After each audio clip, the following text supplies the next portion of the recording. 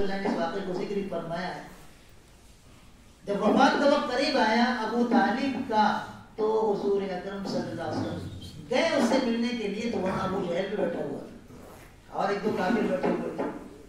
حضور اکرم صلی اللہ علیہ وسلم نے ارشاد فرمایا چچا ایمان لے آؤ, میرا کلمہ پڑھ لو, میری آنکھیں ٹھنڈی ہو جائیں گی, میں اللہ کے یہاں آپ کی بخشش کروا دوں گا. تو ابو جہل کہتا ابو طالب ایمان لانا نہیں ورنہ لوگ تجھے بزدلی کا تانا دیں گے زندگی بھر کہ دیکھو کیسا بزدل تھا ابو طالب, زندگی بھر تو اپنے باپ دادا کے دین پر قائم رہا اور مرتے وقت اپنے بھتیجے کی جھانسی میں آ کر ڈر گیا اور ایمان لے آیا. ابو طالب حضور اکرم صلی اللہ علیہ وسلم سے گفتگو کرتے ہوئے کترا رہے تھے, کیا جواب تھا. ادھر یہ کافروں کا سردار ابھار رہا ہے کہ باپ دادا کا دین چھوڑنا نہیں, ادھر ایک پیارا محبوب بھتیجا بول رہا ہے کہ میرا کلمہ پڑھ لو. تو کہنے لگے حضور اکرم صلی اللہ علیہ وسلم سے کہ بھتیجے میں تمہارا کلمہ پڑھ کر تمہاری آنکھیں ضرور ٹھنڈی کر دیتا اگر مجھے یہ ڈر نہ ہوتا کہ لوگ مجھے بدنام کریں کہ میرے مرنے کے بعد یہ بزدل تھا. تو حضور اکرم صلی اللہ علیہ وسلم نے یہاں تک کوشش کی کہ چچا میرے کان میں آہستہ سے کلمہ پڑھ لو, یہ جو بیٹھے ان کو پتہ نہیں چلے گا کہ میں آپ ایمان لے آئے, کسی کو نہیں معلوم ہوگا, صرف مجھے معلوم ہوگا, اللہ کو معلوم ہوگا, اللہ کے یہاں میں آپ کی بخشش کروا دوں گا. نہیں مان لائے. حضور اکرم صلی اللہ علیہ وسلم وہاں سے آئے تو یہ کہہ کر آئے کہ جب تک اللہ مجھے منع نہیں کرے کہ میں آپ کے لیے مغفرت کی دعا کروں گا. پھر اللہ پاک نے حضور اکرم صلی اللہ علیہ وسلم کی آیت نازل فرما کر منع کر دیا, ما کان للنبی والذین آمنوا ان یستغفروا للمشرکین ولو کانوا اولی قربى. مسلمانوں کے لیے بھی اور پیغمبر صلی اللہ علیہ وسلم کے لیے بھی اس کی اجازت نہیں ہے کہ وہ مشرکین کے لیے مرنے کے بعد مغفرت کی دعا کرے, چاہے وہ قریب رشتہ داری کیوں نہ. قرآن میں اللہ نے آیت نازل فرمائی. سوچنے کی بات ہے, اتنی بڑی بڑی خدمات لیکن ایمان نہ ہونے کی وجہ سے ساری خدمات پر پانی پھر گیا. اب اس کے برخلاف دیکھو ابو سفیان فتح مکہ تک مسلمانوں کا کٹر دشمن تھا, اتنا خطرناک دشمن تھا کہ غزوہ احد میں جب مسلمانوں کو شکست ہوئی اور 70 مسلمان شہید ہو گئے اور ان کی لاشوں کا مسئلہ کیا گیا, یعنی لاشیں بگاڑ دی گئی, ہونٹ کاٹ دیے گئے, ناک کاٹ دی گئی, کان کاٹ دیے گئے, ہونٹ کاٹ دیے گئے, شکل بگاڑ دی گئی. بہت سارے صحابہ کو تو پہچانا نہیں جاتا تھا شہید ہونے کے بعد. صحابہ کرام رضی اللہ عنہ کی صفیں بکھر گئی تھی, مدینہ منورہ واپس چلے گئے تھے. کچھ حضور اکرم صلی اللہ علیہ وسلم کے ساتھ پہاڑ کے ایک محفوظ مقام پر تھے جن میں حضرت ابوبکر, حضرت عمر رضی اللہ تعالی عنہما بھی تھے. تو ابو سفیان پورے میدان جنگ میں دندناتا پھر رہا تھا اور کہہ رہا تھا این محمد صلی اللہ علیہ وسلم. حضور اکرم صلی اللہ علیہ وسلم نے جواب نہیں دیا. اس نے کہا این ابو بکر, ابو بکر کہاں ہے؟ تو حضرت ابو بکر صدیق رضی اللہ عنہ جواب دینا چاہے تو حضور نے منع فرما دیا, خاموش ہو خاموش ہو خاموش ہو. تو اس نے کہا هل ها هنا عمر بن الخطاب, کیا یہاں عمر بن الخطاب ہیں؟ تو حضرت عمر رضی اللہ عنہ بولنے کی کوشش کی تو حضور نے ان کو خاموش کر دیا, خاموش ہو, ابھی بولنا نہیں, جب میں بولے گا تب بولنا. وہ بھی خاموش ہے. تو دیکھیے اس دشمن اسلام اور دشمن خدا کو اس نے یہ زور سے کہا لگتا ہے یہ سب مر گئے. میری بات کا جواب نہیں دے رہے ہیں, لگتا ہے یہ سب مر گئے. تو اب حضرت عمر رضی اللہ تعالیٰ سے برداشت نہیں ہوا, زور سے چلا کر بولے اے دشمن خدا, جن جن کا نام تو نے لیا وہ سب باحیات ہیں اور تیرے اگلے تیرے لیے رسوائی کے دنوں کے منتظر ہیں. تو پھر اس نے کہا تھا کچھ جملے بتوں کی تعریف میں. اس نے کہا تھا اعلو حبل نعوذ باللہ من ذالک, العیاذ باللہ ثم العیاذ باللہ. حبل ایک بت کا نام تھا. اس نے کہا حبل کی جے ہو, نعوذ باللہ من ذالک. اب حضور اکرم صلی اللہ علیہ وسلم نے کہا کہ اب خاموش مت, اب جواب. کہا اعلو حبل، حبل کی جے ہو، العیاذ باللہ ثم العیاذ باللہ. تو حضور نے کہا جواب دو. کیا جواب دیں آپ تو بتائیے. تو حضور نے کہا بولو اللہ اعلی و اجل. اللہ اعلی و اجل. حبل کی کیا جے ہوگی؟ اللہ سب سے بلند ہے، اللہ سب سے زیادہ جلال اور عظمت اور بزرگی والا ہے. پھر اس نے کہا ایک اور جملہ، لنا العزا ولا عزا لکم. عزا بھی ایک بت کا نام تھا. اس نے کہا ہمارے پاس عزا بت ہے، العیاذ باللہ ثم العیاذ باللہ، تمہارے پاس تو عزا بت ہے ہی نہیں. تو حضور نے کہا جواب دو اس کا. کیا جواب دیں گے آپ بولیے. تو حضور نے کہا کون سے اللہ مولانا ولا مولا لکم. اللہ ہمارا آقا ہے، تمہارا آقا نہیں ہے. اللہ ہمارا مددگار ہے، تمہارا مددگار نہیں ہے. اس طرح مکالمہ اس نے کیا. لیکن اللہ جس کو رکھے اس کو کون چکھے. فتح مکہ کے موقع پر یہ حضرت عباس رضی اللہ عنہ کا دوست تھا ابو سفیان. تو حضرت عباس رضی اللہ عنہ اس کے پاس آئے اور کہنے لگے دیکھ ابو سفیان، میں تجھ کو مسلمانوں کا لشکر دکھاتا ہوں، سیدھے سیدھے ایمان لے آ، ورنہ یہ لشکر کل مکے پر حملہ آور ہوگا. 10,000 مجاہدین اور سپاہیوں کا لشکر ہے. جہاں تک نگاہ جاتی تھی وہاں تک خیمے ہی خیمے کھڑے ہوئے تھے. تو ابو سفیان دیکھ کر کہنے لگے یہ تو اتنے خیمے ہیں اور رات کا وقت خیموں کے آگے آگ جلا کر لوگ کھانا پکا رہے ہیں. یہ اتنی زیادہ تعداد میں خیمے ہیں جیسے حج کے دوران عرفات کے خیمے ہوتے ہیں. مینا سے زیادہ تعداد حاجیوں کی عرفات میں ہوتی ہے. تو حضرت عباس رضی اللہ عنہ کا یہ عرفات کے میدان کے ساتھی نہیں ہے، یہ وہاں کے حاجی نہیں ہے، یہ مدینے سے آنے والا لشکر ہے. اگر اپنی خیر چاہتے ہو تو ایمان لے آؤ. وہ ایمان لانے کے لیے تیار نہیں تھے. تو حضرت عباس رضی اللہ عنہ کو اپنی سواری پر بٹھائے اور تیزی سے لے کے حضور کے خیمے میں جانے لگے. اتنے میں حضرت عمر رضی اللہ عنہ دیکھ لیا. ارے ابو سفیان جا رہا ہے، ابو سفیان جا رہا ہے. اس سے ہمارا کوئی دوستی کا معاہدہ نہیں ہے. جو صلح حدیبیہ ہوئی تھی وہ کینسل ہو گئی ہے ان کی غداری کی وجہ سے. اب ہم پر ان کا کوئی حق نہیں ہے. تو حضرت عمر رضی اللہ تلوار نکال کر بھاگے پیچھے. حضرت عباس رضی اللہ دیکھے کہ عمر اور زیادہ اپنی تیزی سواری بغائے اور حضور کے خیمے میں فوراً پہنچا دیے ابو سفیان کو. حضرت عمر رضی اللہ عنہ فوراً تلوار لے کر پہنچ گئے. کہنے کے اللہ کے رسول اس شخص کا کوئی حق ہم پر نہیں ہے، کوئی صلح دوستی کی باقی نہیں رہی ہے، آپ اجازت دیں اس کی گردن اڑا دوں گا. ابو سفیان تو حضرت عباس رضی اللہ کہنے لگے اے ابو عمر ٹھہرنا یار، ٹھہرنا، میں کائے کو سے لایا ہوں ان کو، ذرا بات تو کر. اللہ کے رسول ایمان لانے کے لیے آئے. تو حضرت عمر رضی اللہ فوراً ٹھنڈے ہو کے بیٹھ گئے اور حضور نے کلمہ پڑھا، وہ ایمان لے آئے. اب یہ بڑا آدمی تھا، مکے کا سردار تھا. تو حضور نے تھوڑا سا مان پان دیا اور کہا اعلان کرو مکے کی گلیوں میں جو ابو سفیان کے گھر میں داخل ہو جائے گا اس کو ہم نے امن دے دیا. اس کو کوئی چھیڑے گا نہیں، اس کو کوئی قتل نہیں کرے گا، اس کو کوئی مال ضبط نہیں کرے گا، اس کو ہم نے امن دے دیا. ابو سفیان سنے تو بہت خوش بھی کرے، ابھی میں ایمان لایا اور مسلمانوں کو اتنی عزت دے دی. وہ خود بھی اعلان کرنا شروع کر دی کہ میرے گھر میں چلے جاؤ، میرے گھر میں چلے جاؤ، کوئی تم کو نقصان نہیں پہنچائے گا، مسلمان تم کو امن دے دیے. بیوی ہند نامی وہ ان سے بھی زیادہ کٹر دشمن اسلام تھا.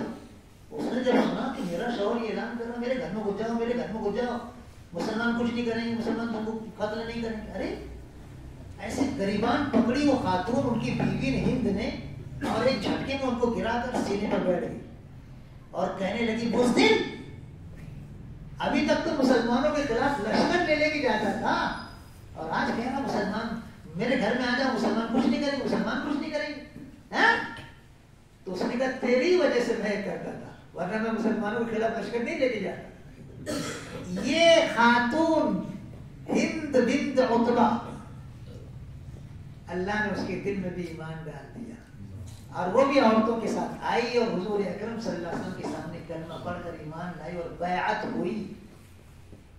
اللہ جس کو ایمان کی دولت دے دے، چاہے وہ کتنا بھی برا ہو، کتنا بھی گنہگار ہو، وہ اس کی مرضی ہے، وہ فعال لما یرید ہے، جو چاہے کرتا ہے۔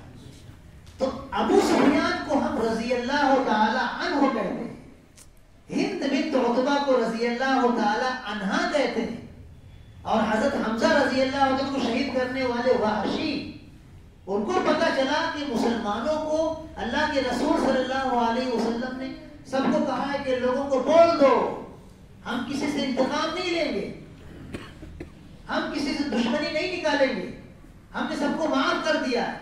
تو وحشی کو بھی احساس ہوا کہ چلو میں بھی ایمان لے آتا ہوں، مجھے بھی معافی مل جائے گی۔ تو وہ چہرہ چھپائے ہوئے آئے حضور اکرم صلی اللہ علیہ وسلم کے سامنے سے، کلمہ پڑھ کر ایمان میں داخل ہو رہے تھے، وہ بھی کلمہ پڑھ کر ایمان میں داخل ہو گئے۔ حضور اکرم صلی اللہ علیہ وسلم کا چہرہ کیوں چھپایا ہو؟ ذرا کپڑے ہٹاؤ دے دیکھا تھے، وحشی ہے۔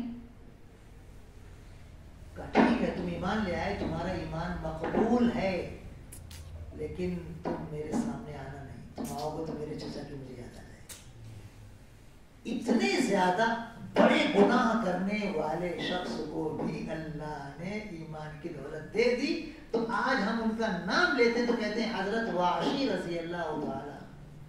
ایمان ہے تو اللہ کی عزت ہے، ایمان نہیں ہے تو اللہ کی کوئی عزت نہیں۔ میں نے جو آپ کو بتایا یہ حضور اکرم صلی اللہ علیہ وسلم کی پیاری حدیث ہے کہ اللہ پاک ایک کافر کو بلائے گا اور اس سے کہے گا اگر تجھے زمین بھر کے سونا دے دیا جائے اور جہنم کی سزا سے تجھے چھٹکارے دے دیا جائے تو اتنی بڑی دولت تو دے گا جہنم سے چھٹکارے حاصل کرنے کے لیے؟ تو کہے گا بالکل دے دوں گا۔ اس جملے سے سمجھ میں آتا ہے کہ ایمان کتنا قیمتی ہے کہ اس وقت کافر اس بات پر بھی راضی ہو جائے گا کہ زمین بھر کر سونا دے دیں لیکن جہنم کی سزا کینسل کر دیں، ہم کو معاف کر دیں۔ ایمان اتنی قیمتی دولت ہے محترم بزرگوں، نوجوان دوستوں، ہم کو ایمان کی حفاظت کرنا چاہیے۔ ہماری بہت سی بچیاں، ہمارے بہت سے بچے کالجوں میں پڑھنے والے، یونیورسٹیوں میں پڑھنے والے، غلط ماحول میں رہنے والے مرتد ہو جاتے ہیں، نعوذ باللہ من ذلک، العیاذ باللہ ثم العیاذ باللہ، مرتد ہو جاتے ہیں۔ مسلم لڑکی غیر مسلم لڑکے سے شادی کر کے مرتد ہو جاتی ہے، مسلم لڑکا غیر مسلم لڑکی سے شادی کر کے مرتد ہو جاتا ہے۔ ان کی نگاہوں میں، ان کے علم میں ایمان کی وہ وقعت نہیں جو ایک مسلمان کے دل میں بچپن سے رہنا چاہیے۔ ہم اپنے بچے کو تربیت دیں تو اسی نقطۂ نظر پر تربیت دیں کہ بیٹے ایمان اللہ پر، اللہ کے رسولوں پر، اللہ کی کتابوں پر، آخرت کے دن پر، مرنے کے بعد دوبارہ زندہ ہونے پر، تقدیر پر، اللہ کے فرشتوں پر، یہ ایمان ہمارے لیے ضروری ہے۔ چھوٹے چھوٹے بچوں کو سمجھاؤ، ایمان مجمل، ایمان مفصل کو یاد کراؤ، اس کا مفہوم ان کے ذہن میں داخل کرو، اس کا آسان سا ترجمہ اور آسان سا مطلب ان کو سمجھاؤ۔ بچپن سے اگر ہم محنت کریں گے بچوں کو ایمان کی بنیاد پر تو انشاءاللہ ثم انشاءاللہ سن رشد کو پہنچنے کے بعد، سمجھداری کی عمر پہنچنے کے بعد انشاءاللہ وہ پکے ایمان والے ہوں، پختہ ایمان والے ہوں۔ تو ایک بات مجھے یہ کہنی ہے، ان اللہ لا یغفر ان یشرک بہ ویغفر ما دون ذلک لمن یشاء، اس آیت مبارکہ کی روشنی اسی سے ملتی جلتی یہ حدیث ہے۔ ابو سفیان، یہ ابو سفیان جو ہے نا، یہ ان کا نام نہیں ہے، یہ ان کی کنیت ہے۔ عربی زبان میں کسی بھی نام کے آگے ابو اور لگایا جائے تو اس کو کنیت کہتے ہیں۔ حضرت ابو بکر رضی اللہ تعالیٰ عنہ کا نام ابو بکر نہیں ہے، ان کے بڑے بیٹے کا نام تھا بکر، اور ابو بکر کا ترجمہ ہے بکر کا باپ۔ تو حضرت ابو بکر کا یہ عربوں کا جو طریقہ تھا، بڑے بیٹے یا بڑی بیٹی کے نام کے آگے ابو لگا دیتے تھے۔ حضرت عمر رضی اللہ تعالیٰ کی کنیت ہے ابو حفص، آپ کی صاحبزادی حفصہ رضی اللہ تعالیٰ عنہ، ان کی کنیت ابو حفص ہے۔ تو حضرت ابو بکر صدیق رضی اللہ تعالیٰ عنہ کی طرح ان کی کنیت ابو سفیان ہے، سفیان کے لڑکے ہیں، یہ سفیان کے باپ، ابو یعنی باپ۔ ان کا نام ہے صخر ابن حرب، صخر ابن حرب۔ عربوں کا عجیب انداز ہوتا ہے نام رکھنے کا، صخر کہتے ہیں چٹان کو، صخر کہتے ہیں چٹان کو، اور حرب کہتے ہیں جنگ کو۔ عرب لوگ بہادر تھے اور اپنے بچوں کا نام بھی بہادری والا رکھتے تھے۔ حضرت علی رضی اللہ تعالیٰ عنہ کے یہاں جب بڑے بیٹے پیدا ہوئے تو حضور اکرم صلی اللہ علیہ وسلم تشریف لائے، کان میں اذان دی، کھجور چبا کر تحنیک کی، بچے کے منہ میں ڈالا اور پوچھا حضرت علی رضی اللہ عنہ سے کہ تم نے اپنے بیٹے کا نام کیا رکھا؟ تو حضرت علی رضی اللہ عنہ بہادروں کے بہادر تھے، شیر خدا تھے، انہوں نے کہا میں نے اپنے بیٹے کا نام حرب رکھا ہے، حرب یعنی جنگ جو رہے گا بہادر رہے گا۔ حضور نے کہا نہیں، اس کا نام حسن رکھو، حسن ہے نا خوبصورت، تو انہوں نے اپنا فیصلہ بدل دیا، حسن رکھ دیا۔ دوسرے صاحبزادے پیدا ہوئے، پھر حضور اکرم صلی اللہ علیہ وسلم نے کان میں اذان دی اور کھجور چبا کر بچے کے منہ میں ڈالی، اس کو تحنیک کرنا کہتے ہیں۔ اس کے بعد پھر پوچھا علی اس کا نام تم نے کیا رکھا ہے؟ تو کہا حرب، میں نے اس کا نام جنگ رکھا ہے، جنگ۔ تو حضور نے کہا نہیں، اس کا نام حسین ہے، حسین ہے بہت خوبصورت، بہت پیارا خوبصورت۔ یہ دیکھو عربوں کا مزاج تھا، اور دیکھو حضور اکرم صلی اللہ علیہ وسلم کا یہ انداز تھا، ناموں کو بہت بہترین انداز میں آپ چینج کر دیتے تھے۔ تو یہ سخت نام تھا ان کا، اور باپ کا نام حرب تھا۔ وہ لمبی چوڑی حدیث ہے ہرقل کے واقعے میں، تو وہ کہتے ہیں کہ ہرقل یہ بادشاہ تھا رومیوں کا۔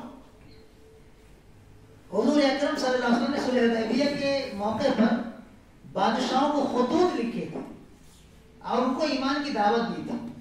بہت خوبصورت خط ہے، بہت ہی پیارا خط ہے حضور اکرم صلی اللہ علیہ وسلم کا، آنکھوں سے لگائیں، سینے سے چمٹائیں، سر پر رکھیں، محبت سے آنسو بہاتے رہیں اس خط کو پڑھ کر۔ اتنا پیارا خط ہے، بہت شاندار۔ اس میں جو حکمت کے موتی پھرے ہوئے ہیں نا، اگر آپ اس میں گہرائی میں اتر کر اس خط کو پڑھو گے ایمان تازہ ہو جائے گا۔ وہ خط جب قاصد لے کر پہنچا ہے تو اب یہ ہرقل جو بادشاہ تھا رومیوں کا، اس نے کہا دیکھو ہماری حکومت میں، عربوں میں جہاں سے یہ خط آیا ہے وہاں سے کوئی قافلہ، تجارتی قافلہ یا کوئی ایسا وفد آیا ہے کیا؟ دیکھو تو ابو سفیان کا قافلہ تجارتی موجود تھا، ان کو پکڑ کر لائے۔ ہرقل نے اپنے ترجمان سے کہا، ہرقل کی زبان الگ تھی بادشاہ کی، اور عربوں کی زبان عربی تھی، تو عربی جاننے والے ترجمان سے ہرقل بادشاہ نے کہا کہ ان سے پوچھو کہ تمہارے علاقے میں جس نے نبوت کا دعویٰ کیا جس شخص نے، اس کا رشتہ دار تم میں سب سے قریبی کون ہے؟ تو ابو سفیان نے کہا میں ہوں، میرے چچا زاد بھائی ہیں، وہ قبیلہ قریش کے، وہ بھی قبیلہ قریش کا میں بھی ہوں۔ اچھا ٹھیک ہے بیٹھو۔ اس کو سامنے بٹھایا، ابو سفیان کو سامنے بٹھایا، اور ان کے جتنے ساتھی تھے تجارتی قافلے ان کو پیچھے بٹھایا، اور ترجمان سے کہا کہ میں اس سے پوچھوں گا اس پیغمبر کے بارے میں، اگر یہ جھوٹ بولے گا تو پیچھے بیٹھے ہوئے ساتھیوں سے بول دینا کہ فوراً ٹوک دیں کہ جھوٹ بول رہا ہے، جھوٹ بول رہا ہے، جھوٹ بول رہا ہے۔ تو ابو سفیان کہتے ہیں کہ جب یہ بادشاہ نے کہا تو مجھے شرم آئی جھوٹ بولنے سے، کافی بھی کہہ رہا ہے کہ جب بادشاہ نے یہ کہا تو مجھے شرم آئی جھوٹ بولنے سے، تو میں کوشش کر کے بھی جھوٹ نہیں بول سکا، ساری باتیں، سارے سوالات کے جوابات صحیح میں نے دے دی۔ پھر ان سوالات کے جوابات کی روشنی میں ہرقل نے جو اپنی رائے پیش کیا، اس میں سے ایک رائے یہ تھی کہ ہرقل نے اسے پوچھا تھا ماذا یأمرکم، یہ پیغمبر جو تمہارے علاقے میں نمودار ہوئے، ابھی تک ابو سفیان ایمان نہیں لائے تھے نا، یہ کفر کی حالت میں انٹرویو ہو رہا ہے۔ ابو سفیان سے پوچھا بادشاہ نے کہ وہ پیغمبر کس چیز کا تمہیں حکم دیتے ہیں؟ تو ابو سفیان نے کہا کہ وہ کہتے ہیں اعبدوا اللہ وحدہ ولا تشرکوا بہ شیئا ان اللہ لا یغفر ان یشرک بہ ویغفر ما دون ذلک لمن یشاء۔ اس آیت کی گویا تفسیر ہے، اس آیت کی گویا تشریح ہے یہ حدیث۔ وہ کہتے ہیں کہ ایک اللہ کی عبادت کرو، اس کے ساتھ کسی کو شریک مت کرو، اور جو تمہارے باپ دادا کفریہ شرکیہ باتیں کہتے ہیں وہ سب چھوڑ دو، پھر وہ آپ کو نماز پڑھنے کا، سچ بولنے کا، پاک دامنی اختیار کرنے کا اور صلہ رحمی کرنے کا حکم دیتے ہیں۔ تو یہ ایمان کی باتیں بہت ضروری ہیں، ان کو ہم اپنے پلے میں باندھ لیں اور اپنے بچوں کو اسی نقطۂ نظر سے پروان چڑھائیں، ان کے دلوں میں ایمان کا پودا لگائیں اور اس کی نگہداشت کرتے رہیں، اللہ کی محبت ان کے دل میں داخل کریں، اللہ کے رسول صلی اللہ علیہ وسلم کی محبت ان کے دل میں داخل کریں اور اس کی پرورش کریں، بالکل جیسے کہ ایک بہت محنتی کسان اپنے بیج کی نگرانی کرتا رہتا ہے، اور جب کھیتی لہلہاتی ہے تو اس سے زیادہ اس کے لیے خوشکن کوئی منظر نہیں ہوتا۔ اپنے بچوں کو پروان اسی انداز میں چڑھاؤ۔ حضرت یعقوب علیہ السلام نے، حضرت اسحاق علیہ السلام نے اپنی وفات کے وقت اپنے بچوں کو بلا کر کہا تھا ما تعبدون من بعدی، میرے بعد کس کی عبادت کرو گے؟ تو کہنے لگے جس ایک خدا کی آپ اور آپ کے باپ پیدا کرتے تھے اسی ایک خدا کی ہم عبادت کریں، اس کے ساتھ کسی کو شریک نہیں کریں۔ انبیاء کرام علیہ السلام کا یہ انداز تھا اپنے بچوں کی زندگی میں ایمان کے تعلق سے۔ فکر تھے، فکر جا رہے ہیں اللہ سے ملاقات کے لیے، لیکن فکر ہے کہ ہمارے بچے ایمان پر قائم رہیں، یہ ایمان سے بالکل ہٹنے نہ پائیں۔ ایک آیت تو یہ آپ کے سامنے میں نے پڑھی ہے، دوسری آیت میں نے آپ کے سامنے پڑھی ہے